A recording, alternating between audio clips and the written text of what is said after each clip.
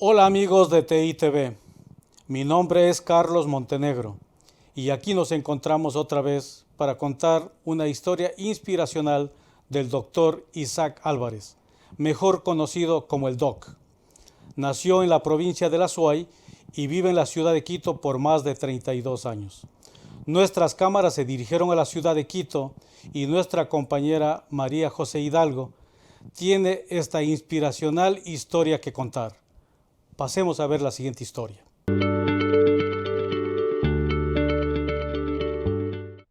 Hola, ¿qué tal mis queridos amigos? Bienvenidos a este su espacio. Hoy contamos con un invitado realmente muy especial que nos va a contar sobre su vida, su experiencia profesional, pero sobre todo su gran pasión. Así que quiero invitarle y agradecerle, por supuesto, por este tiempo que va a pasar con nosotros, que nos va a contar de todo un poco, doctor Isaac Álvarez. Bienvenido. Yo quisiera que usted sea quien le cuente a todos nuestros televidentes quién es el doctor Isaac Álvarez. Hola, Majo. Como veo que todo el mundo le llama o le dice, imposible olvidar su nombre porque mi esposa se llama igual, María sí, José, somos tocayas. por supuesto, sí. Pero pues usted ya dijo mi nombre, Isaac Álvarez Granda, pero todo el mundo me conoce como Doc. Cuando digo todo el mundo, incluye a mis hijos. Así veo que todo el mundo le dice el Doc, el Doc. Cuénteme por qué le llaman el Doc y quién es el Doc. Bien, bueno, el Doc, soy médico, por eso el diminutivo, soy médico cirujano. Y desde que mis hijos vinieron, pudieron hablar y todo, quedaron el Doc, y prácticamente ellos me empezaron a llamar así porque diminutivo del Doc, y ahí quedé, y ahí siempre. Ese es el motivo. Ese es el motivo que también se ha convertido como en una marca de todo un personaje que hoy vamos a descubrir en este espacio. Pero de lo que tengo entendido, usted, pese a que vive muchos años en Quito, no nació en la capital, nació más bien en el austroecuatoriano. ¿Pero por qué no tiene ese cantadito tan cuencano? ¿De dónde es usted? Bien, yo nací en un lugar muy pintoresco que pude conocerlo cuando yo tuve alrededor de 35 años. Se llama Ludo, pertenece a la provincia de La Suay, está muy cerca a Cuenca. Viví ahí, o sea, desde que nací viví 2 años. Y mi padre decidió mudarse con todos mis hermanos, que somos 10. Vivo 7. Mi padre pensó en que debíamos estudiar. Y ese fue el motivo que le impulsó a dejar Ludo, en donde mis abuelos y mis padres siempre estuvieron dedicados al campo. Con algún momento hablaré de mis historias. Volviendo al tema de que el dialecto cuencano ya no la tengo, quizás es porque vivo más acá en Quito que lo que viví en Cuenca. Como mencioné, a los 2 años me mudé, nos mudamos toda la familia a Cuenca y a los 27 años vinimos con mi esposa a vivir acá en Quito. Entonces yo llevo acá ya 32 años.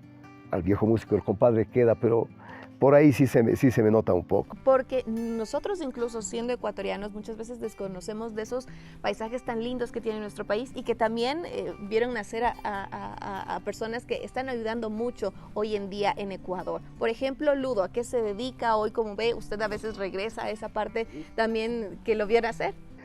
Bueno, una vez que mi padre decidió mudarnos a Cuenca, no volví. Más que una sola ocasión que tuve el gusto justo de ir a conocer. Es una zona agrícola, sobre todo, dedicada a los cultivos de maíz, frijol, que es lo que yo recuerdo de mi abuelo. Un recuerdo muy vago, ¿no? De mirar, imagínense, haber tenido menos de 2 años, obvio, pero mirar 6 yuntas, como se llamaba, ¿no? Como se llaman, 2 bueyes con un arado sembrando maíz y frijol. Y eso no también, había tractores como ahora, ¿no? Claro, o sea, le enseñó la fuerza, la tenacidad de lo que significa de verdad también trabajar el campo. Ya no puedo decir el amor al campo, porque es un sentimiento que es más, digamos, el gusto, la afición, las ganas de seguir en el campo, de sembrar, ahora poco dedicado a la ganadería, ser, como dirían acá, un vaquero, un cowboy, que es algo que me ha caracterizado desde siempre. Eso justo le iba a preguntar por sus botas. ¿Qué tienen de especial? ¿Es algo que forma parte de su día a día? ¿Las botas se las puso hoy o no, por qué las usa? Las botas las uso desde, qué sé yo, desde la universidad. Sí, en Cuenca se usa mucho las botas. Y siento que, no sé si en mi vida anterior, en mi vida pasada, fui cowboy o vaquero. Y por ejemplo, estas son un recuerdo especial porque son una de mis preferidas, de verdad. Corresponden a una edición limitada que sacó Albies, que es una casa de Austin, en Texas, que son especialistas en producir botas. Y esta es una edición especial de unas botas conmemorativas que corresponden al vocalista y a la primera guitarra de ese gran grupo de rock, ZZ Top. Ah, okay. ¿A usted le gusta el rock? Total. Billy F. Gibbons. Y está ahí no sé si pueden mirar, está ahí. Ahí está. Las letras FB, está ahí. Oiga, y esto me llama muchísimo la atención Billy porque de lo poco que estamos conversando, usted es doctor, sé que le apasiona también el deporte, ya vamos a hablar específicamente de eso, pero además el tema de la música, el tema de las botas, del rock, o sea, es una persona multifacética, pero en realidad usted ha dedicado su vida a la capital.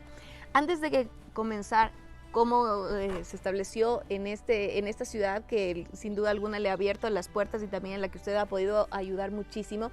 ¿Cómo fue eso de ser doc, de convertirse en el doc? ¿Qué pasó en Cuenca? ¿Cómo fue sus estudios en el colegio y luego en la universidad? Yo voy a remontar un poquito más atrás a la escuela. Ahora es que los padres a los niños les envían pronto a las guarderías, a los prekinders, a todo eso. En mi época, en mi niñez, a los 6 años iban a la escuela, no había otra opción. Yo nací un 14 de febrero del 60, entonces cuando se empezaban las clases es en octubre. Entonces a mí me faltaban como 5 meses para tener 6 años. Pero mi padre me matriculó en la escuela Julio Matovelle. Y meses después me enviaron una nota, que llamaban eso una esquela, a mi padre y le dijeron que necesitan hablar con él. Entonces yo llegué, no sabía qué decía la esquela y llegué con un poco de temor. ¿Y ahora qué hice? Entonces mi padre fue esa tarde. ¿Qué hizo? Y dijo, ¿qué pasó? Me dijeron, el asunto es que Isaac no tiene 6 años, entonces no puede estar en la escuela. Mi padre se puso, ¿cómo decir?, un poco triste. Y le dijo, ya está bien, si no puede estar en primer grado, déjenlo al menos que él venga como oyente, nada más. Cuando yo cumplí 6 años, otra esquela a mi padre, que de nuevo, la misma, ¿y ahora qué pasó?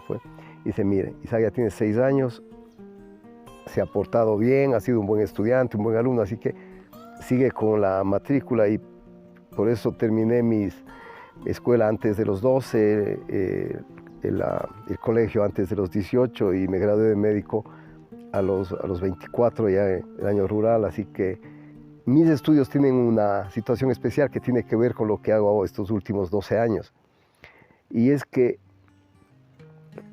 de lo que yo recuerdo, cuando yo tenía alrededor de 4 o 5 años, nos mudamos a en Cuenca, vivíamos en la Avenida González Suárez, frente al cementerio.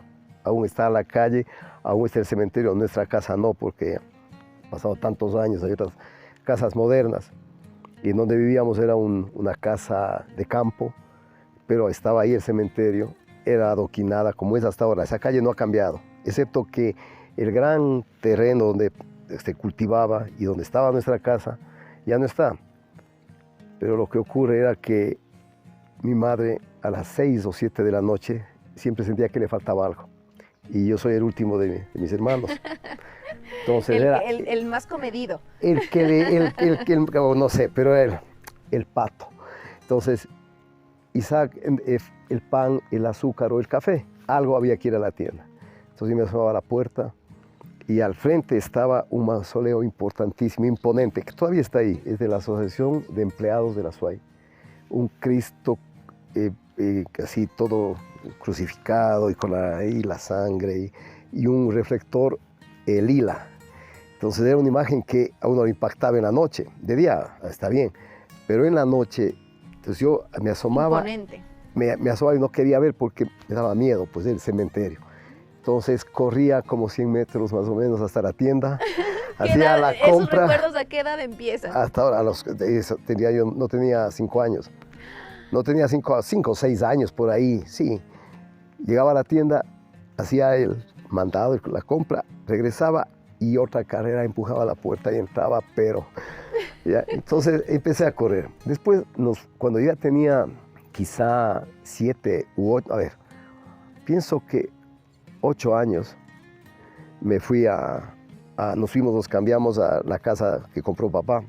Fue al frente del aeropuerto de Totolacocha y quedaba más o menos a 3 kilómetros de la escuela. Entonces igual, ahí es que yo empecé, salía temprano, pero iba corriendo, no iba caminando, iba corriendo a la escuela. O sea, ya fue parte de su vida, sí, o sea, el correr, iba no solo caminar, trotando, sino... sí, iba para llegar rápido, y era para llegar a la escuela a jugar fútbol. Ese era el punto, de llegar media hora antes a jugar fútbol. Y ahí, es como ahora que todo el mundo tiene acceso a un balón, ahí un balón era... ¿Y con qué jugaban entonces?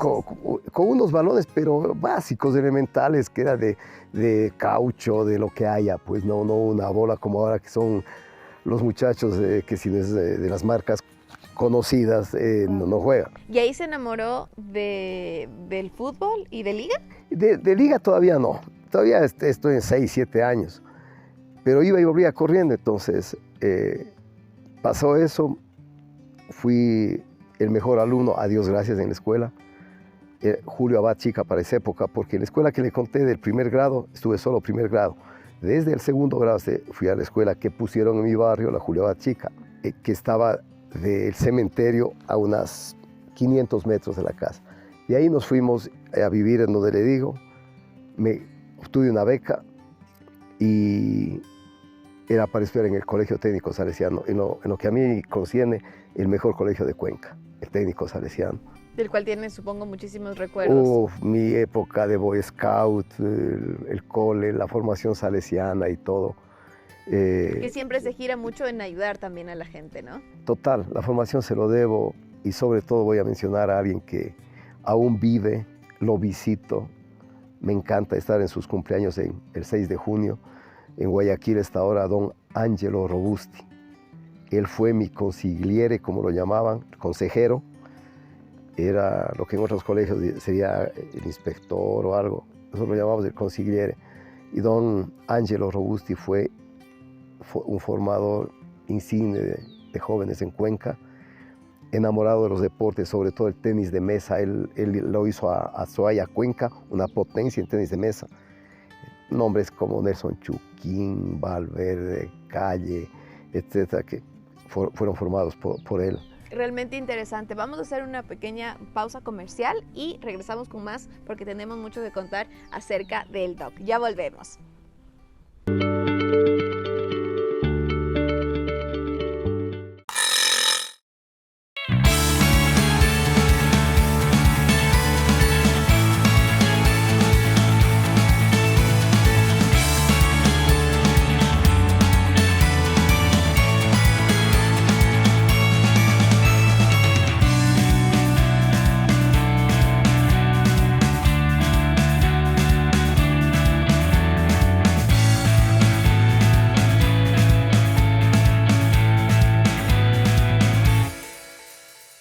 Soy Ivonne Beltrán y hoy quiero invitarlos a que vivan con la misma pasión que yo voy a vivir el Mundial de Qatar 2022. Y por eso quiero que descarguen nuestra aplicación TITV, en donde nosotros los estaremos informando y actualizando de todo lo que suceda durante este certamen. Somos TITV, latinos como tú.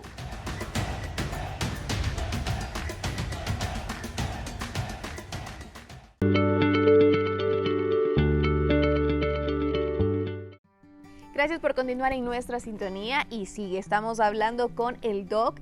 Quiero confesarles que yo lo había visto a usted en varios medios de comunicación, sobre todo deportivos, y yo dije, tengo que entrevistarlo porque quisiera saber cómo fue esos inicios del DOC hasta convertirse pues en una pieza muy importante desde mi punto de vista para la Liga Deportiva Universitaria, pero ya vamos a conversar. Nos quedamos en el tema del colegio, en donde usted literalmente aprendió, por así decirlo, a correr y fue marcando pues su vida en el tema del deporte.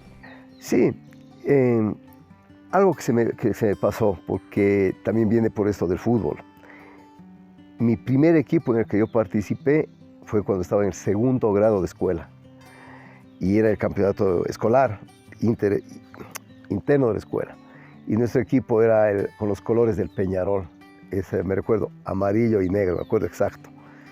Mi primera participación. Después del colegio, obviamente, un colegio como era el técnico salesiano, Ya. los deportes eran Y de elementales. tan pequeñito, ¿cómo es? ¿Usted empezó ahí a jugar fútbol? ¿En qué posición se ponía? ¿Fue un autoaprendizaje? ¿Cómo fue Bueno, ahí era todos tras del balón. No hay que ponernos ahí de que en la punta derecha, en la izquierda. Ahí era un fútbol, el famoso baby fútbol, que se jugaban seis. Claro. 6 por lado, cancha pequeña y cancha de lastre, arena. No había pues en esa época las canchas encementadas o menos pensar en una cancha de césped. Se jugaba en el césped, claro, en el campo, pero en las escuelas era arena. En el caso de la escuela en la que yo empecé en el segundo grado, como le digo. Volviendo ya al tema del colegio, en el colegio eran los deportes muy importantes y mandatorios sobre todo. Entonces ahí nos dividíamos entre los que jugábamos fútbol o básquet. En el colegio me dediqué más a jugar básquet yo, de verdad. Y era en las inferiores, llamemos, del colegio que tuve el gusto de representar. Claro que mi talla no me daba para el básquet como tal, pero jugaba yo de lo que llamaríamos de armador, bueno, jugaba o de 5, pero tenía un buen tiro, eso sí, de fuera de la zona. Casi siempre ese estaba, y ese era mi punto a favor. Es decir, donde usted enfocaba, ahí estaba. Sí, o sea, y siempre tenía un lanzamiento como en parábola, eso me recuerdo bien, en el colegio. Y terminé graduándome y había que buscar una carrera. Entonces, mi primera opción, dije, voy a seguir derecho. Ah, quería ser abogado. Antes en el técnico salesiano eran carreras técnicas. Yo quise algo más de ciencias y cosas. Pero ahí salió el consejo de mi padre, me dijo, no, abogado no.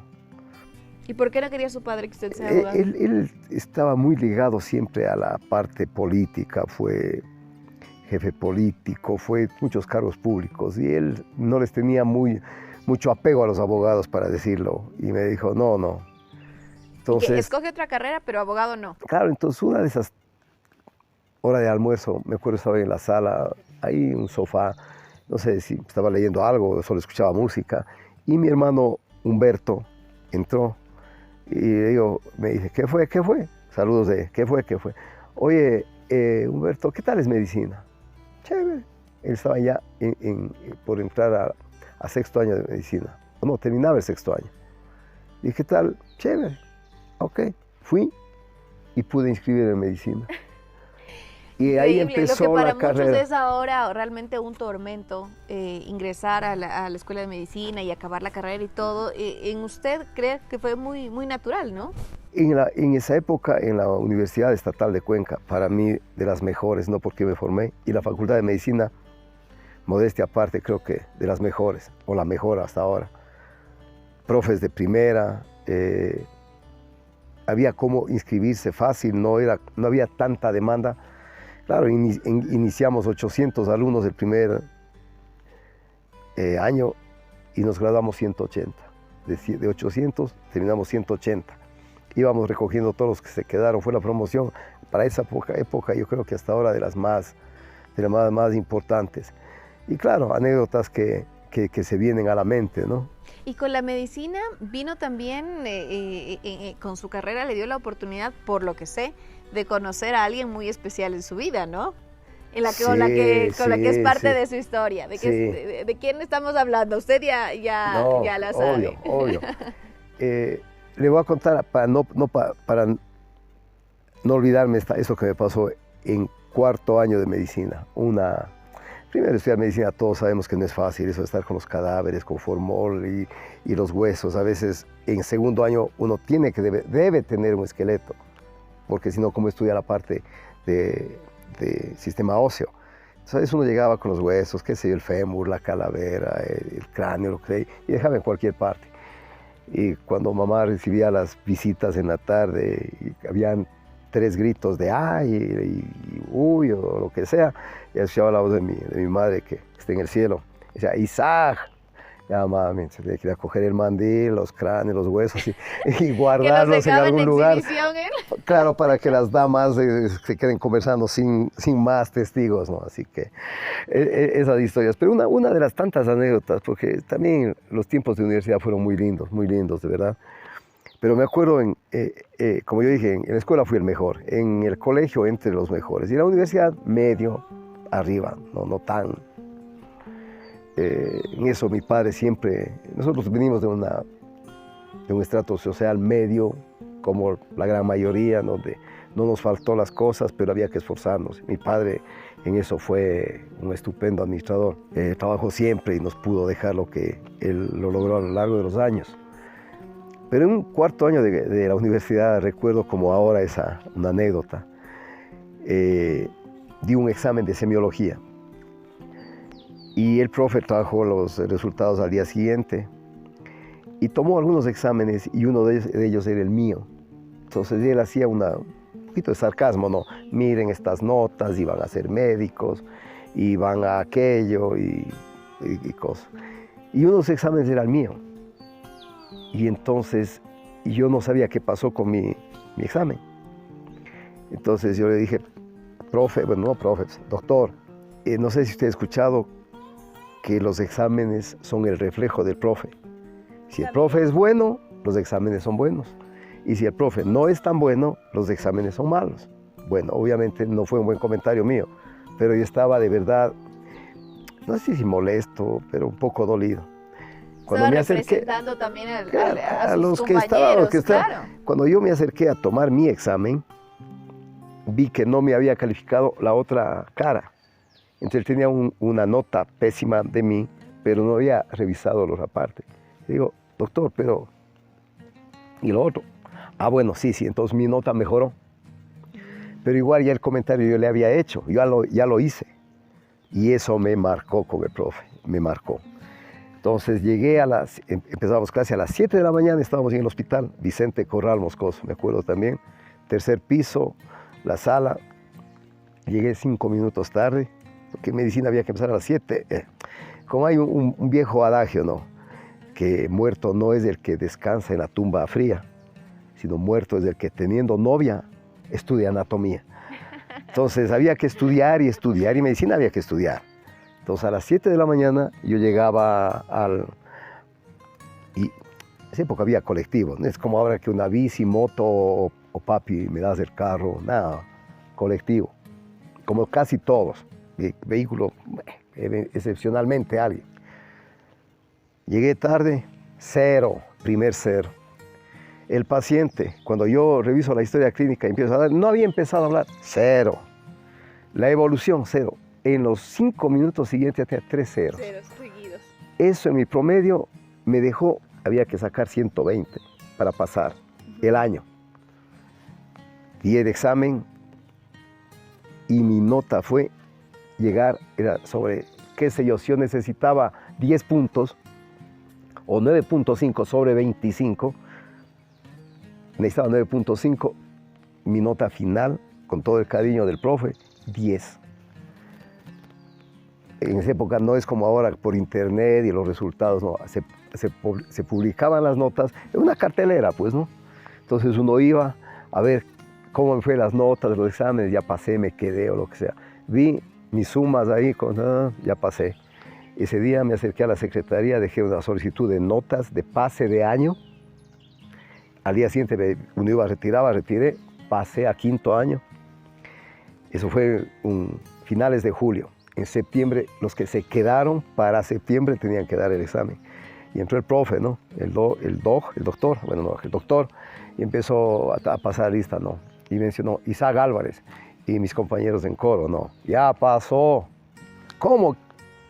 Pasé. Por el gusto del doctor, me hubiera hecho un año más en medicina. Pero esa nota nunca la voy a olvidar porque... Y también le formó, supongo, el carácter, ¿no? Sí, entendí que, no sé, quizá ese comentario no debía haberlo hecho, sí, pero yo estaba, porque sentí que hice un buen examen y esa nota, algo pasaba, pero no sabía qué, hasta que vi que la otra cara no estaba. Y así que bueno, 5º, 6º año, 6º año fue quizá el mejor año fue para mí, fue ya de materias de especialidad, sobre todo me encantó la ginecología, un estupendo profe, me lo recuerdo bien, Javier Molina. Recuerdo tantos profes que en mi carrera fueron de verdad estupendos formadores, estupendos.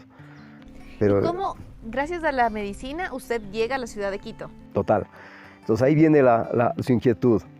Julio de 1983, sorteo de las plazas para hacer el internado.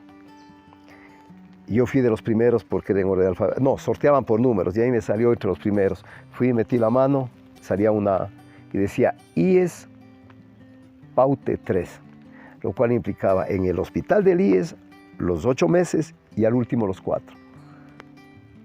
Mi primer lunes de agosto, hospital del IES, ahora se llama José Carrasco, en esa época era solo hospital del IES. Llego a la tarde, mi primera guardia, no había pediatría en ese hospital, entonces los niños que llegaban por ahí había que atenderlos en una sala especial. Y llega una enfermera con el charol, con las dextrosas y con 2 compañeros estaba yo calculando el sodio, potasio, el goteo, etc. Y ella dice, ¿le gustan los niños? Y yo digo, sí, pero ni piense que voy a tener uno con usted. Y así le enamoró. O sea, ¿O no, así se flechó usted? La licenciada se regresó y se fue diciéndome lo que, ya, una vez me dijo que se había creído, presumido, lo que sea. Un año después de eso, empezamos una relación de pareja, ser novios, pues bueno, de pareja un año después. Y después, ahora, no 1, 2 hijos, Isaac Eduardo y Mayra Gabriela. De los cuales vamos a hablar también en el siguiente bloque, así que nos vamos a una pausa comercial y regresamos con mucho más. Estamos conociendo a profundidad del doc, no se despegue.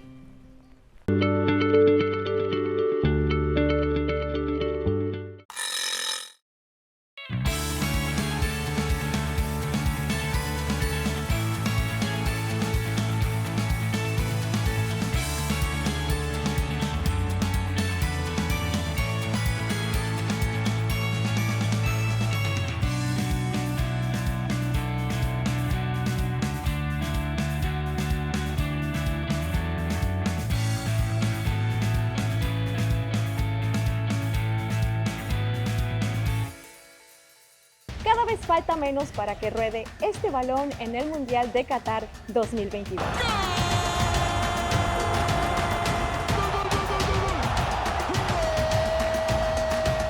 Soy Ivonne Bonilla y estaré junto a especialistas del fútbol analizando y debatiendo todo lo que acontece en el torneo más importante de selecciones. Te invito a que descargues nuestra aplicación TITV, que los puedes encontrar en los dispositivos de iOS y Android. Y así podrás vivir el Mundial junto a mí. Somos TI, latinos como tú.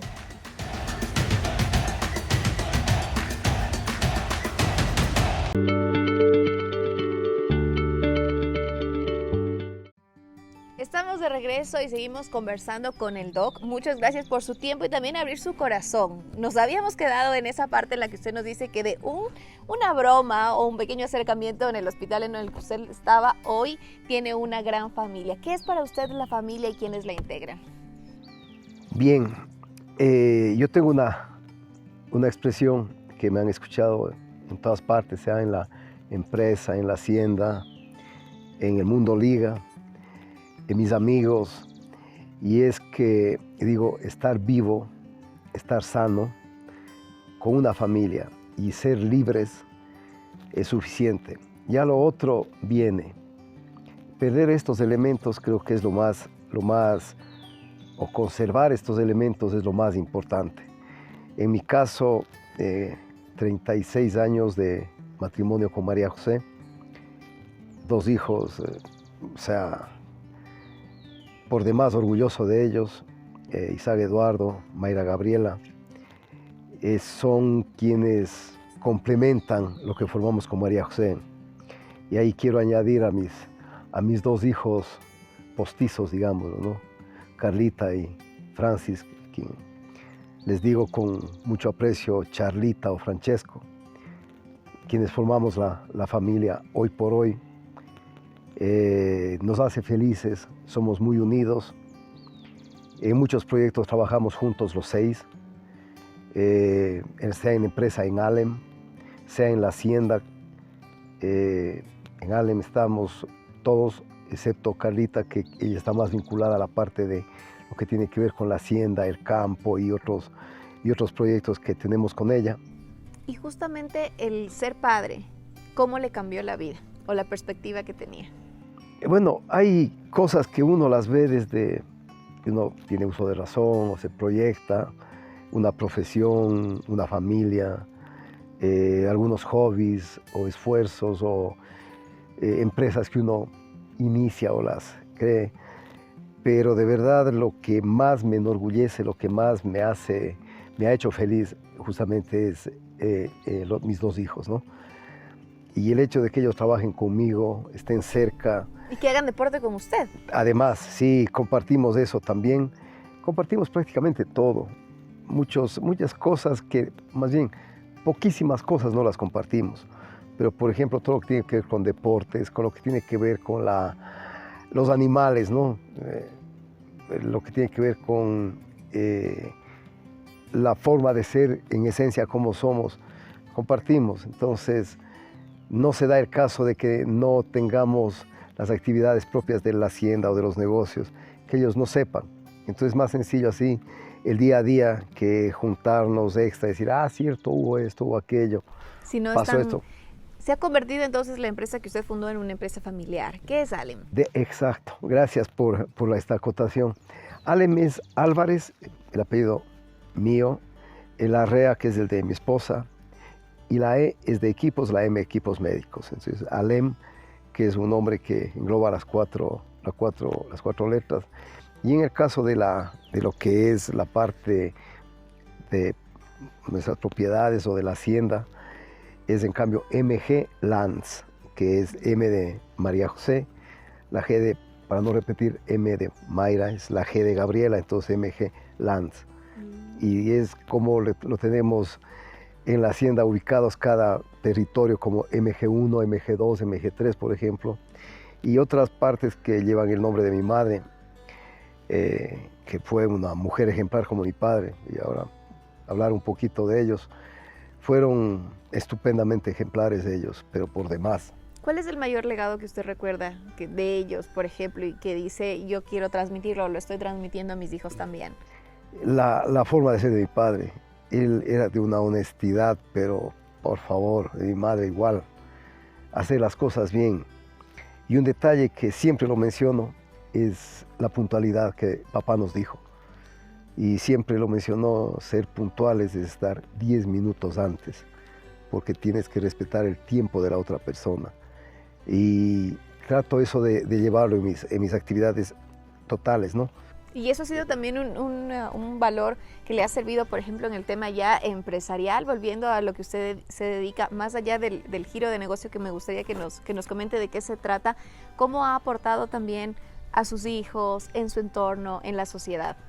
Bien, nuestra empresa inició hace 30 años, la fundamos en Cuenca, después la trasladamos a Quito y abrimos posteriormente, al mismo momento, las sucursales de Guayaquil y Cuenca. Ahora estamos en Manabí, Manta expresamente, Ambato, Loja, Santo Domingo, cubriendo prácticamente todo el territorio nacional. En Quito somos 80 personas, a nivel de país alrededor de 140. En lo que es MG Lands deben haber alrededor de 30, 40 personas. Son bastantes familias que Dios, se gracias. basan en la empresa. ¿Empezó así tan grande o este crecimiento usted cree a qué se ha debido? La empresa iniciamos mi esposa y yo. Mis hijos eran pequeñitos. Iniciamos en el 92, el 23 de abril de 1992, claro. Fue una historia especial porque si bien yo había hecho mis estudios acá en Quito, tuve la oportunidad de trabajar representando una marca que se llamaba United States Surgical Corporation. Hice un entrenamiento en Norwalk, en Connecticut, año 92 precisamente. Y después vimos que ya no podíamos trabajar desde casa, mi esposa y yo. Entonces buscamos un lugar y de hecho estuvimos en la Colón y 9 de octubre por el lapso de alrededor de, no sé, 10 años quizá.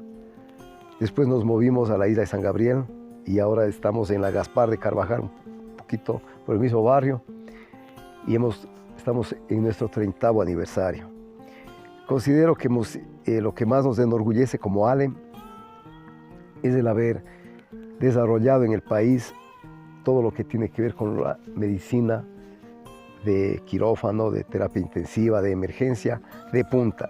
Iniciamos justamente con el grapeo quirúrgico, continuamos con la cirugía laparoscópica, después ahora cirugía robótica, neurorehabilitación con robots, medicina deportiva mismo, y ahora estamos dando el impulso. Sobre todo en esto debo resaltar lo que hace Isaac Eduardo con todo lo que es la cirugía robótica y el programa Da Vinci, mientras que May lleva la parte administrativa.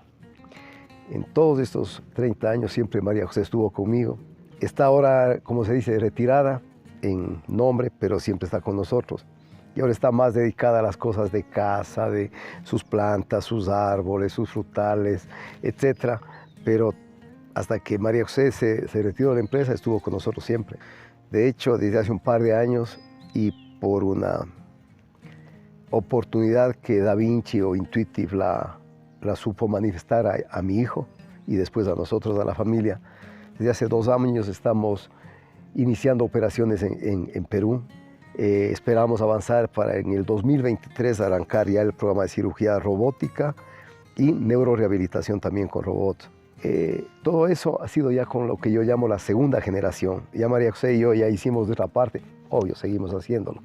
Pero ya siguen avanzando las cosas. Por supuesto, pero ya verle ya May bien involucrada en esto, e Isacho igual, que me ayuda para que yo no viaje tanto, nos hace... Pero sin duda alguna usted sabe manejar un buen equipo también para haber crecido de esa manera, ¿no? Sí, considero que así no me quieran, considero que me respetan. Y a veces eso es más importante, el respeto.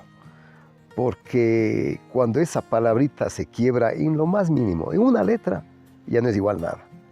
Pero lo que usted mencionaba también es importante, que el tema del respeto es una palabra muy fuerte, pero que a veces ese respeto se gana y se construye. Y por lo que veo también, su trabajo le ha permitido, sin duda, ayudar a mejorar el tema médico a muchas personas a través de sus equipos, por un lado. Y por el otro también veo que es auspiciante a ciertos deportistas que muchas veces no tienen las oportunidades de lucirse, las destrezas que tienen, porque no tienen los recursos para hacerlo. Mire, en la medicina y sin ser, no digamos ostentoso, más bien diciéndole con un poco de sencillez o hasta de un poco de orgullo, pero a la vez también humildad. Nosotros dimos la oportunidad de que varias generaciones de médicos se formen en especialidades distintas, sea en el grapeo, sea en la laparoscópica, sea en procedimientos urológicos, torácicos, ginecológicos, etc. Ahora la novedad, el boom, es la cirugía robótica. Y fíjese que siendo un país con una población de 16 millones, estamos por abrir el 6º programa de cirugía robótica.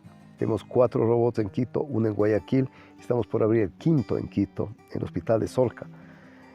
Acá estamos en la Seguridad Social, en el Ministerio de Salud, y mucho ha tenido que ver el empuje, las ganas que como empresa hemos puesto en esto. Hay muchos países en Sudamérica que no tienen esta alternativa. Nosotros la tenemos desde hace 7 años, después de 5 de haber luchado, pedido, cumplido los requisitos para poder representar lo que es la cirugía robótica. Ahora de verdad eso nos enorgullece como país, porque siempre el objetivo, la razón de ser de ALEM son los pacientes. Entonces lo más importante es que si tienen una cirugía sea lo menor invasivamente posible, que el paciente prácticamente, como pasa, después de una cirugía robótica al día siguiente vuelven a sus casas y en pocos días una actividad normal, como si nada, de verdad, como si nada. Y eso creo que es lo más importante, ¿no? El servicio a la comunidad que se puede dar desde una empresa y también la responsabilidad que ésta tenga. Nuevamente, lo que le mencionaba, he visto en algunas competencias de algunos deportistas utilizar pues el auspicio de ALEM. ¿Cómo es este acercamiento que ellos tienen con la empresa privada, que muchas veces no es fácil, y más en esta circunstancia, que le digan yo confío en ti, dedícate a entrenar? Bueno, yo voy a mencionar un ejemplo, no un ejemplo como la palabra suena, no, sino un ejemplo viviente. Y es una persona a quien quiero mucho y compartimos el mismo deporte. Se llama Rosalba Chacha y su esposo Jaime. Tuve la oportunidad de conocer a Rosalba un 11 de octubre del 2010. Y lo tengo presente esa fecha porque yo corrí en Buenos Aires y la carrera fue el 10 del 10. Entonces nos regresábamos el 11 a Quito y coincidimos en el mismo vuelo. Entonces yo llegué un poco antes y estuve ya en la parte delantera del avión y subió Rosalba con un trofeo enorme. Fue la ganadora de la maratón de Buenos Aires en damas. Yo era mi tercera maratón que corría y desde ahí fuimos amigos, es parte de la familia de Alem. Entre la parte deportiva, nosotros hemos dado en la medida que hemos podido un sponsoramiento a ella a lo largo de estos años. Y siempre contentos de sus logros. En la maratón de Paraguay, en los Juegos Odesur, ganó la medalla de oro. Eso es algo que hay que resaltarlo en ella. Y después, claro, el apoyo a otros deportistas, en ciclismo, por ejemplo, en el fútbol ni se diga, en atletismo, y otras personas que de alguna forma sentimos que podemos apoyarlos y que más que sus sueños, su actividad puedan realizarla sin preocuparse, eso de verdad nos alegra. Y obviamente... Sí, y no solo por las personas que quizás se acercan a pedir ese respaldo económico para poder cumplir sus sueños, sino también veo que una de sus grandes pasiones son los animales. Por aquí ya estaban también correteando algunas de sus mascotas. ¿Qué significa para usted rescatar un animal? ¿Cuántas mascotas tiene? Bueno, todos los que usted ha visto, todos mis muchachos, que hoy he visto 4, todos son adoptados, todos ellos. 2 está a cargo mi hijo Eduardo, Coco Ainala, y otros 2 son de casa. En el caso de Natau, porque en una Navidad de hace 12 años alguien le abandonó aquí, la echaron de una construcción o lo que sea acá a mi casa y ahora es la que tiene hasta su propia suite, la que es espectacular.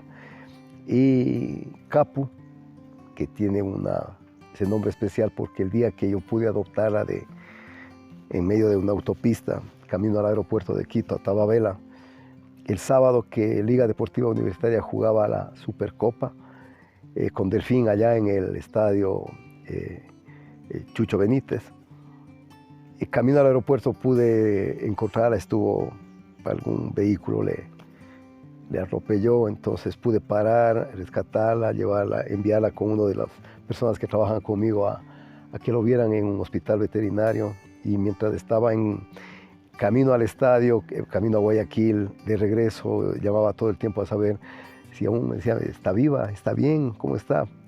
Bueno, a la final, el martes siguiente, pudo intervenirse y tenía una fractura de cadera.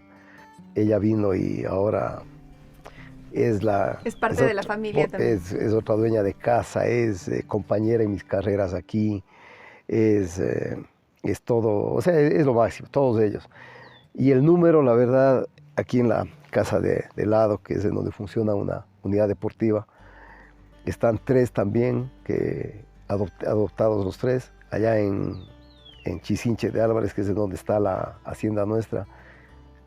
No sé, estarán 8 a 10 quizá, allá hay más espacio, pero no es tanto lo que podamos hacer por los animales en decir, les damos una atención veterinaria y la comida. Pero en la situación de un animal que se adopta es el tiempo que uno le pueda dar, el cariño que uno pueda darle. Olvidé 3 más que tenemos allá en Alem. Tiene cerca de 20 perritos. Sí, y eso es, o sea... Cuando yo veo que hay esa situación de maltrato animal, me cuesta entender que puede haber gente que no tiene conceptos, principios o o un corazón para hacer daño a una criatura que mueve la colita, se quiere acercar, que es amiga. Y por ejemplo, los conceptos me ha costado entender y somos contentos todos de poder compartir con los animalitos. Claro. En toda esta historia que me comenta, Doc, hay una gran pasión que se interlaza desde todos los puntos de vista en los que uno pregunta y trata de conocer acerca de usted. Y ahí le quiero hacer este cuestionamiento. ¿Cuál es su gran pasión? La familia, primero. Después podría decir, con todo el respeto y cariño, los animales. Que no se enojen todos mis muchachos de las empresas donde estamos, sea que pertenecen al holding nuestro, pero somos personas y podemos autosustentarnos, pero los animales no. Hay una organización que llevo en el corazón también desde hace más de 20 años, y es Liga Deportiva Universitaria.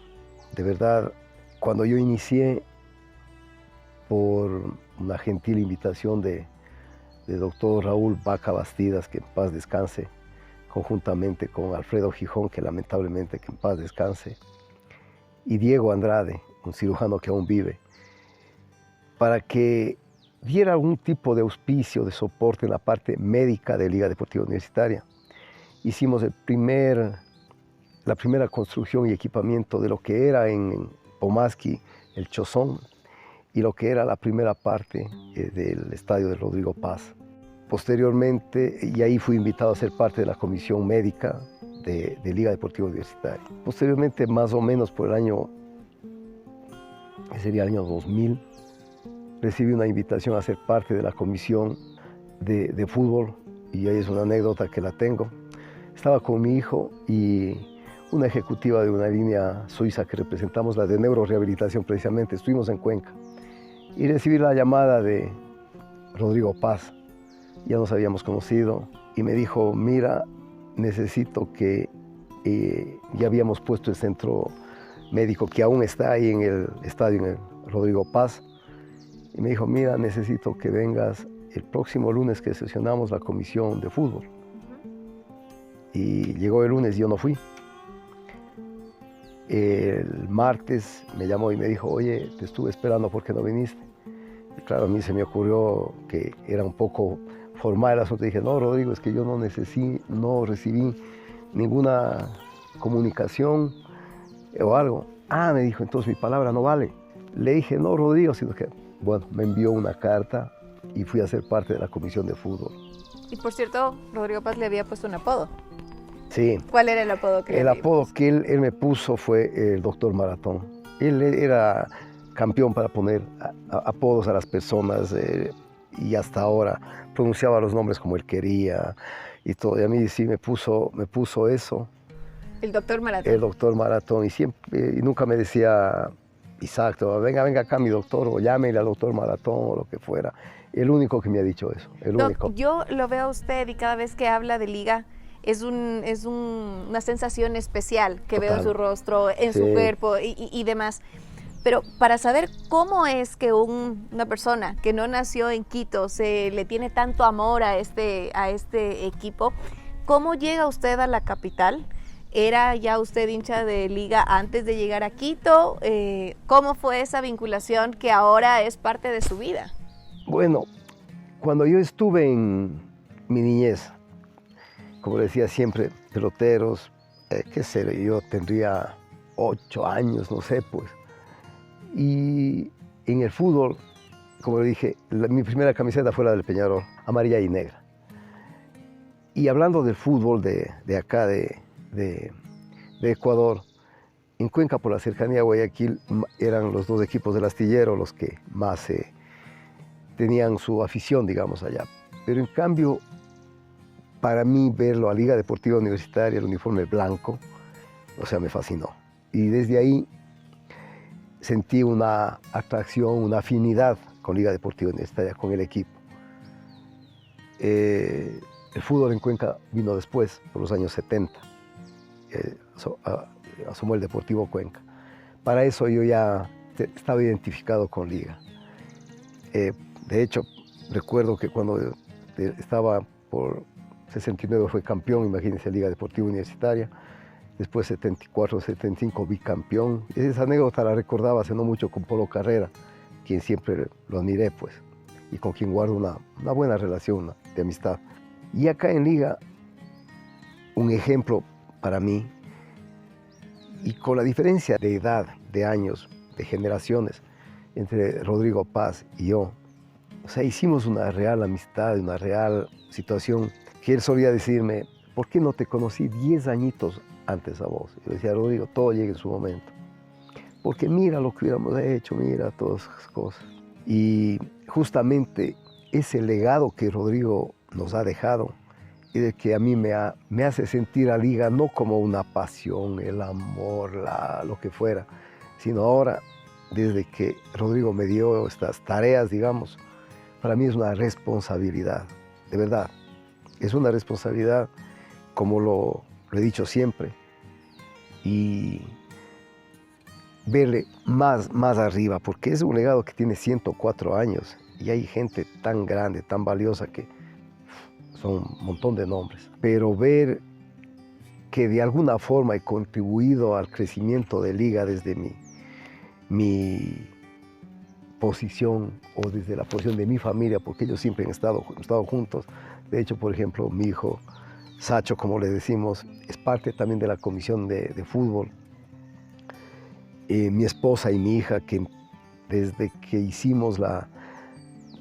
Liga organizó la primera Liga 10K, fuimos la empresa familiar, como es Alem, sponsors. Y desde el 4º año somos oficialmente la empresa organizadora de Liga 10K. De hecho, la 4ª edición lleva el nombre de nuestra empresa como el sponsor principal. Y todo eso también, de la forma en la que usted lo dice, denota el amor que siente por esa camiseta. Desde que usted ingresó de esta manera en la que nos comenta, en la que le pidieron ya más bien del lado profesional de médico entrar a Liga hasta la fecha, ¿cómo cree usted que ha sido ese cambio y se ha podido ayudar? Porque es un equipo literalmente, no solo un equipo de fútbol, sino también un equipo de profesionales, de seres humanos que están ahí para que esto se sostenga. Claro, como le decía, en estos más de 20 años que, como le digo, desde que inicié, he visto eso de qué es lo que haría falta, tanto por ejemplo, en el equipo, que es lo que más me ha tomado el tiempo y el aprecio y el cariño, lo que fuera, y con quien más he compartido.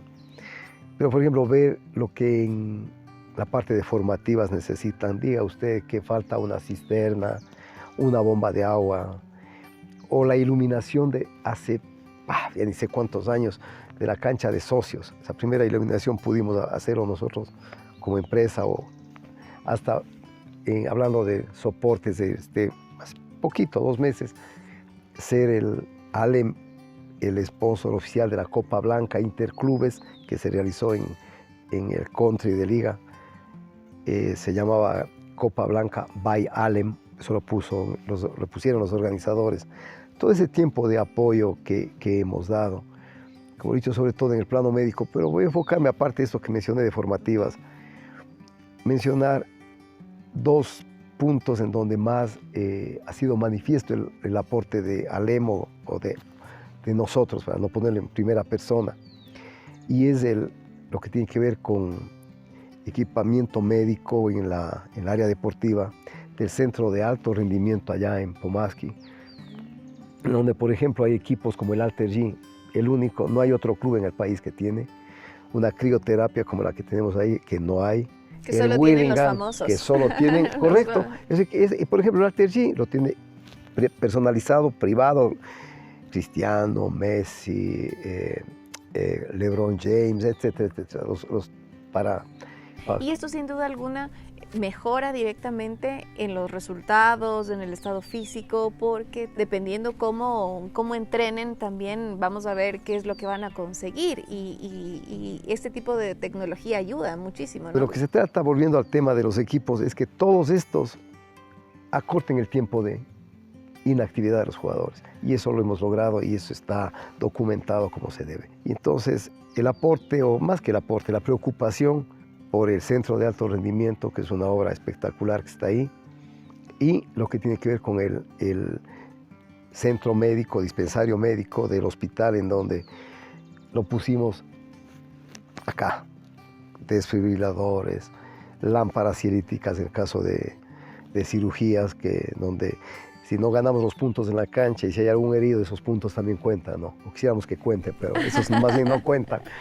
Pero ese centro es espectacular, con consultorios, con salas de exámenes, una pintura espectacular de un buen amigo pintor que se llama Iván Vélez, cuencano como yo, que luce ahí. Y eso refleja entonces también el cariño que usted, por supuesto, tiene por el equipo, porque yo sé, Doc, que hay muchas personas que lo quieren, lo respetan y saben su trayectoria, pero hay otros fanáticos de Liga que están pues en Quito, en distintas partes del Ecuador y también del mundo.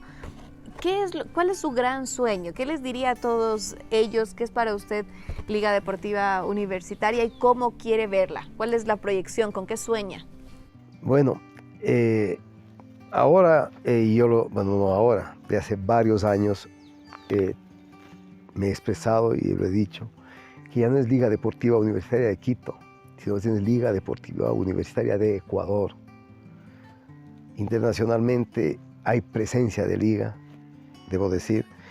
Ayer mismo tuve una linda conversación con mi buen amigo John Trosselier, que tiene un canal de hinchas de Liga allá en Chicago. Yo si hago un recuerdo de cuántas camisetas de Liga, personalmente yo, las he enviado fuera del país, las he entregado fuera del país, no sé cuántos cientos serán, cientos, porque a todos los viajes de mis marcas que represento, a todos llevo el número que pueda, 6, 8, 10, y a cada ejecutivo les doy, tengo una hinchada afuera, Alemania, Suiza, están pendientes, pero de verdad, en Latinoamérica, desde Argentina hasta México, Centroamérica todo, Sudamérica igual, Europa, gran parte, hacia Japón nada más. Lo que considero que puedo estar equivocado, pero me nace entregar como souvenir, como presente, es la camiseta de Liga. Ya, pero y esa hinchada que vibra cada vez que la Liga juega, ¿qué es lo que les diría a usted? Usted que ya no solo fue hincha desde muy pequeñito, incluso antes de estar en Quito, sino que luego se empezó a involucrar de lleno y también ahora incluso a aportar de una manera tan noble con equipos médicos y todo lo demás. ¿Qué le diría a toda esa hinchada que quizás a veces no ha vivido tan de cerca? Lo que siempre les digo, ellos son el activo más importante que tiene Liga Deportiva Universitaria de Quito. Que no dejen de ir al estadio, porque si van al estadio vamos a sentir ese apoyo. Primero los jugadores, el cuerpo técnico y ellos mismos. Estos 2 años de pandemia fueron tan lamentables, no poder vernos. Hay un aforo de 100% ahora y no van, como yo quisiera que fueran. Sobre eso estoy trabajando en una opción y un modelo con un par de instituciones financieras y estamos trabajando también con una parte de los que tienen que ver con los socios de Liga Deportiva Universitaria y con la hinchada, a fin de que ellos no dejen de ir. Hoy justamente vi un partido de fútbol en España y cuando miraba ese estadio me repetía qué envidia ver cómo esos equipos tienen una hinchada fiel que está ahí. En el fútbol inglés es impresionante ver todos los estadios, vibra la gente con el equipo. Eso es lo que le pediría a nuestra hinchada, que acudan de verdad, que dejen de estar mirando, o sea, bueno, están en su derecho de ver partidos de fútbol internacional, pero tener no digamos esa obligación, pero sí esa devoción de ir cada 15 días, porque son 2 partidos al mes en el Rodrigo Paz Delgado. Ese estadio que se llama Rodrigo Paz Delgado de verdad, y eso me honra, y ahí sí debo hablar de primera persona, que si yo no tomaba esa responsabilidad a mi cargo, junto con la familia Paz, sin que sepa Rodrigo, porque él me amenazó, me dijo, sé que estás andando en esas, si vos haces eso, no te vuelvo a hablar en los días de mi vida. Dije, Rodrigo, vamos a tener que dejar de hablarnos. Y cuando inauguramos el nombre del Rodrigo Paz Delgado, dejó de llamarse Casa Blanca, y lo dije, vio Rodrigo, el equipo de Guayaquil, con que siempre guardamos rivalidad, le dije, vea, nunca nos ganó. Así que mantuvimos el invicto como Casablanca. Y él me dijo, bonita la cosa, que me rompan nomás el invicto a mí. Le dije, no, Rodrigo, también vamos a cuidar su invicto. Y lo cuidamos hasta que Rodrigo ya no está. Qué lindos recuerdos. Sí, como ve, a mi mente vienen las personas que en mi vida dejaron algún tipo de huella importante. Y sin duda alguna también usted está dejando un legado importante en muchas personas que están viendo esta entrevista. Tenemos que hacer un nuevo corte comercial, pero vamos a regresar con otros detalles que seguro la gente quiere saber de esta gran pasión que usted tiene por Liga Deportiva Universitaria del Ecuador. Ya volvemos.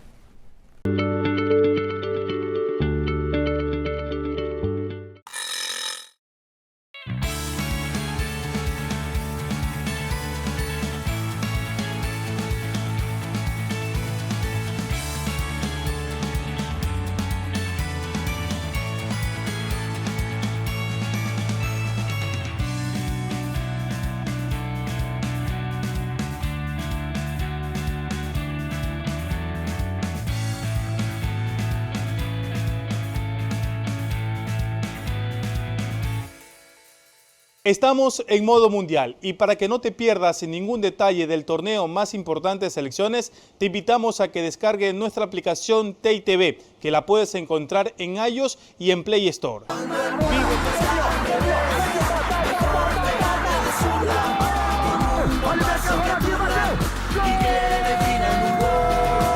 Vive el mundial, vívelo con TEI.tv, latinos como tú.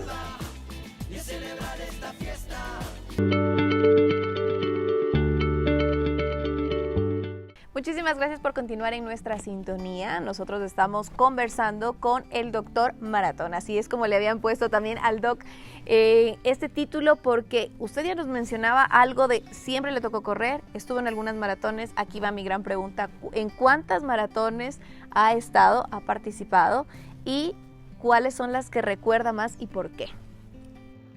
La historia esta de las maratones se inicia cuando yo tenía cuando tuve más de 49. Había corrido siempre, como entrenamiento o carreras oficiales aquí en Quito sobre todo, y una que otra por ahí.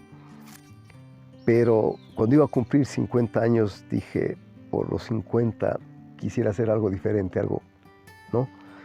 Dije, voy a hacer mi primera maratón antes de cumplir 50. Y claro, mi perspectiva fue Chicago, Boston, Nueva York. Trataba de inscribirme, no. Su tiempo de carrera, no he corrido ninguna, ¿qué tiempo iba a poner? Y buscando maratones encontré Ámsterdam, octubre 2009. Y me acuerdo que viajé un viernes en KLM hasta Panamá, llegué el sábado a Ámsterdam, tomé el chip, la camiseta, hice unas compras de recuerdos y todo. Corrí el domingo, terminó la maratón alrededor de las 2, 3 de la tarde. Mi primera maratón hice 5 horas y 26, 28. Y de ahí me tenía que ir al hotel. Tomé un taxi, le dije al conductor, lléveme al hotel en donde estaba hospedado. Y le dije, espéreme. Y de aquí nos vamos al aeropuerto. Así que llegué, subí, tomé una ducha, bajé, nos fuimos al aeropuerto, fui a la sala de KLM, que es para los que volamos frecuentemente. Recién ahí pude descansar, comí algo y esperaba que sea medianoche para volver. Así que yo estuve el lunes a las 8 de la mañana de vuelta aquí en Quito, corriendo mi primera maratón. Esa fue un viaje récord que nunca lo voy a olvidar. Y claro, y ese también mensaje para la gente que piensa que el deporte o todo, no sé, correr una maratón quizás la puede hacer de joven porque tiene mucha más vitalidad. Usted siempre se ha dedicado al deporte, ha estado en actividad, pero una maratón ya son otras ligas, y hacerlo casi antes de cumplir 50 años, ¿cómo fue para usted ya en el reto personal? O sea, fue una alegría. Llegué, o sea, el lunes ya vine y estuve en la oficina. O sea, llegué 8. Y llegó a trabajar. Llegué a trabajar y fue de viernes noche, viernes 4 o 5 de la tarde que salíamos a Panamá, a estar acá sábado y domingo, o sea, 70 horas más o menos que estuvimos Ahí está una ahí. de sus compañeras. Hola, Natao. No querías dejar de salir en cámara, eso. Claro, así es. Ese es el punto. Así que, y eso, dije, bueno, ya cumplí mi sueño. Y en eso, un día que estaba con mi esposa, volviendo de la hacienda, un sábado, escucho en la radio, Maratón de Quito mañana. Fui, me inscribí las inscripciones eran en el viejo Hospital Espejo, la carrera era la maratón el domingo. No había entrenado, de verdad. Fui, corrí, hice casi 6 horas, olvídese, muerto. La maratón de Quito es bravísima, por la altura, si hay viento peor, o sea, lo logré mi segunda.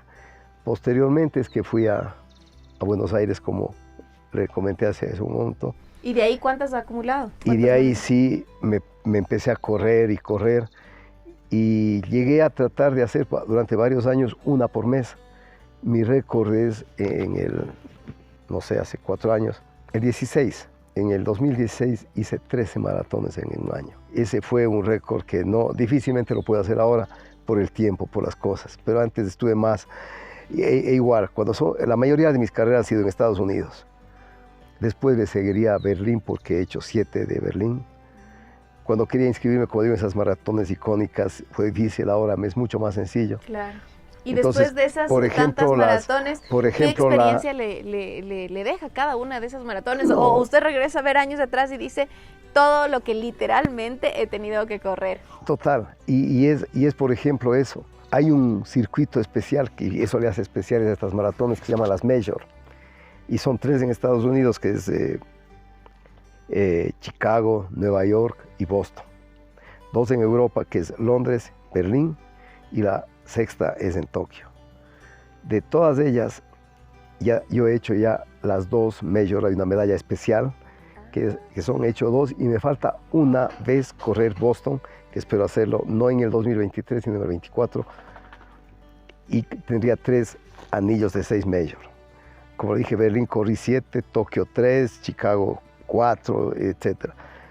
Pero mi hija Mai es la que lleva más el récord de mis carreras, y siento que si no las hice, y estoy por hacer 100 maratones. De esas 100 hay 2 que son hay 2 que son las más recordadas para mí: Tokio y Berlín. Y el motivo especial es que corrí con mi hijo. Los 2 corrimos juntos desde la largada hasta la línea de meta. Esas 2 maratones para mí han sido las más importantes, las más lindas, las que más recuerdo y recordaré siempre, porque llegamos juntos y de la mano y todo. No por nada tiene ese apodo entonces del Doctor Maratón. Y sabemos que además, tanto su hobby, su pasión, pero así como también su trabajo han permitido romper récords a nivel nacional también, ¿no? No específicamente en el tema de maratón, pero sí en la calidad de vida que les da a su ganadería, a la producción de leche que también tiene. Sabemos que van a tener un evento muy importante. Esa otra faceta de usted, Doc, ¿en qué consiste? En el que está en contacto con la naturaleza, con el campo. Esto de nivel de vida de mis mimadas, como les digo yo, de la hacienda, imagínense tener una familia tan enorme, porque son de casa también, son varios cientos de ellas. Es un animal tan noble la vaquita, que allí tienen para ir de los potreros a los ordeños un camino especial de adoquín en donde no se lastiman sus cascos. Tienen una comida de primera, cuidados de primera. Lo que me devuelven ellas es la leche de la mejor calidad. Nosotros, al igual que en Alem, hemos sido reconocidos por todas las marcas a las que representamos, absolutamente todas, por el esfuerzo que hemos hecho y los resultados sobre todo. Hemos recibido de Tony, dentro de alrededor de 3.000 haciendas, el reconocimiento al libre pastoreo. Es una hacienda libre de leucosis, tuberculosis o brucelas. No hay enfermedad en la hacienda. Eso hace que nuestra leche tenga un costo, nos pagan más que a otras haciendas por todos estos considerandos que le cuento. Entonces, como ve, los conceptos que los traigo desde casa, es tratar de hacer las cosas, y como suelo decir, la única forma de hacer bien las cosas es la forma correcta, no hay otra. Cuando la gente no toma esos conceptos como una forma de vida, ahí es que hay esas situaciones que no son muy apropiadas o que no corresponden a lo que debe ser. Así que en todos los campos en donde mi familia y yo estamos inmersos, por ejemplo, en Alem, tener una norma ISO desde hace 14 años, me parece que es la única empresa de equipos médicos que tiene esa certificación, que la hemos mantenido, ser la empresa que tiene la única registro de la Sociedad Ecuatoriana de Acreditación para lo que es calibración o metrología, es la única. Y ahora estamos empeñados en otras certificaciones también. Entonces, como norma de vida es tratar de trabajar en equipo siempre, que todo se sienta como una familia, desde casa, irradiando a todas las otras personas. Cuando vemos un cliente, no lo vemos como un cliente como tal, sino lo vemos como alguien que es parte de nuestro desempeño. Y no le vamos a fallar, y lo vamos a tener hasta el fin de los días. Y eso nos ha pasado por mencionarle un directo amigo de Guayaquil, Roberto Gilbert Férez Cordero, gerente, el que se ha esforzado tanto por el hospital, ahora se llama Hospital Guayaquil, privado, está ahí cerca del malecón. Él fue mi primer cliente, hace 30 años que salen, y hasta ahora, una llamada de él, y tiene patrón Blanco, ¿cómo te va? Mira hermano, necesito esto. Y ya, Robertito, en 1 hora está departiendo eso. Alguien sale de la oficina, en 1 hora está en el aeropuerto, entrega y está. Eso me dice, trabajar contigo es. Entonces, que venga eso de un hombre que apasionado por la medicina. Él fue la segunda generación, su padre Roberto Gilbert Elizalde fue el número 1 de la Junta de Beneficencia. Roberto corresponde a la segunda generación y ahora su hija está dedicada también a seguir con ese legado de él. Entonces son ejemplos que uno de verdad ve. Que se está haciendo las cosas que bien. Estamos haciendo bien. Y él también. O sea, porque también somos un intermedio para el éxito de otras empresas, de que lo que ellos hagan, y tanto en el sector privado como público. El sector público, de verdad nosotros tenemos una base instalada que superan los 10.000 equipos a nivel de país. Y todos funcionan, porque tenemos un departamento de ingeniería de primera. Y por compliance y por obligación con nuestros proveedores hay que hacerlo. O lo haces o no nos representas. Ese es el punto con las marcas alemanas, suizas o americanas de robots y todo. O sea, ellos tienen ese mismo concepto. O haces bien o no lo haces. Se acabó. Hacer las cosas bien. Total. Y eso lo vemos reflejado en cada una de las actividades que hemos podido ver en el transcurso de este diálogo, al que le agradecemos mucho. Pero antes de despedirnos, vamos a hacer una pequeña dinámica. Quiero que, Doc, en una sola palabra, yo le menciono una palabra y usted me responde con una sola palabra que significa para usted lo que le acabo de mencionar. ¿Le parece? Ya que no sean preguntas difíciles. No, vamos a opción tratar... múltiple, falso, verdadero. Ya. No, solo puede responder con una palabra. Vale. Vamos, ¿qué es para usted su familia? El principio y el fin. Y ahí ya me fueron 3 palabras. Puedo decir...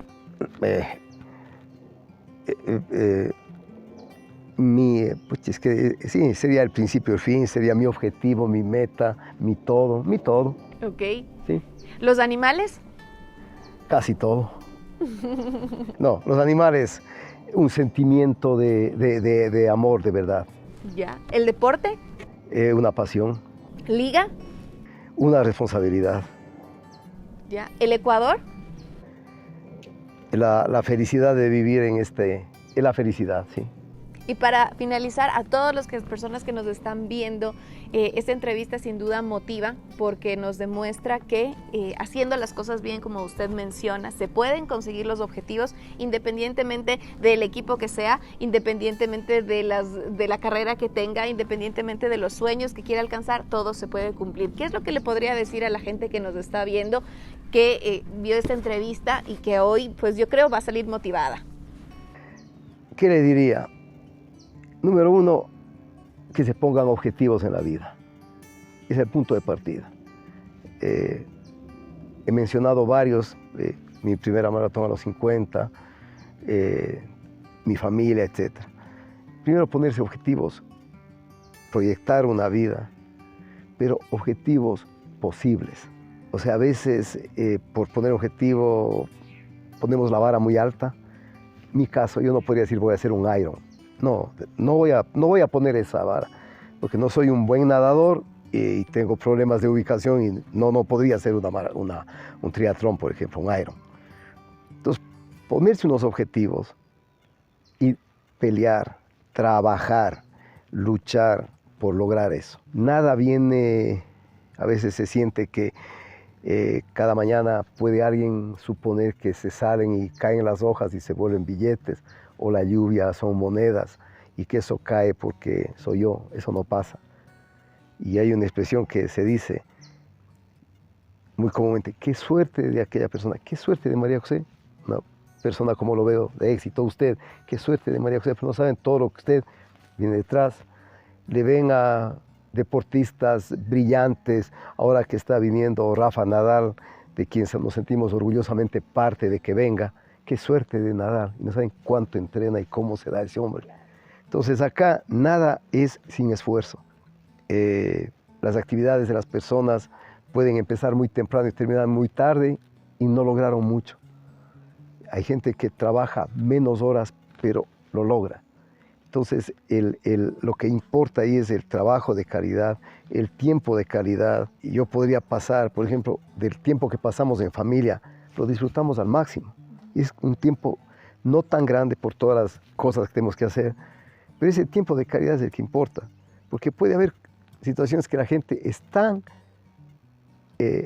viven juntos, pero no están juntos. Esa es la diferencia. Entonces, acá en cualquier meta que se pongan, solo hay que ver cómo llegar ahí, nada más. Y una vez que logran sentirse, como dicen, I did it, lo hice. Eso es lo que podría decir. Y que nunca claudiquen por ese sueño. Y que lo hagan bien. Y usted así es un claro ejemplo de eso, así que le queremos agradecer por ese tiempo, por abrirnos su corazón, por exponernos todas esas facetas que uno muchas veces no conoce, pero precisamente lo seleccionamos para este programa porque estamos contando las historias de esos personajes en Ecuador que realmente son muy valiosos, que tienen muchas cosas que aportar a la sociedad y que las nuevas generaciones y el mundo en general tiene que saber lo que se está haciendo en nuestro país, como yo siempre digo, orgullosamente ecuatoriano. Así que muchas gracias por el espacio, por su tiempo. Preguntarle antes de despedirnos si la próxima me va a invitar a un partido de la liga o no, me va a llevar al estadio. ¿Me invita, Doc, o no? Por favor, el día que usted quiera, solo, y voy a encargarle a Francesco, a Francis, que le invite a todos los partidos. Así que se va a cansar de ir a Rodrigo Paz Delgado y que nos dé su apoyo, buena vibra y que nos vaya bien y ganemos cada partido que nos acompañe. Eso sí, sobre todo Ya. buena energía. Muchísimas gracias, Doc. Ha sido un gusto y también gracias a ustedes por estar pendientes de esta entrevista y por supuesto de este espacio que cada vez les va a mostrar esas historias que inspiran desde el Ecuador, desde la mitad del mundo. Hasta la próxima.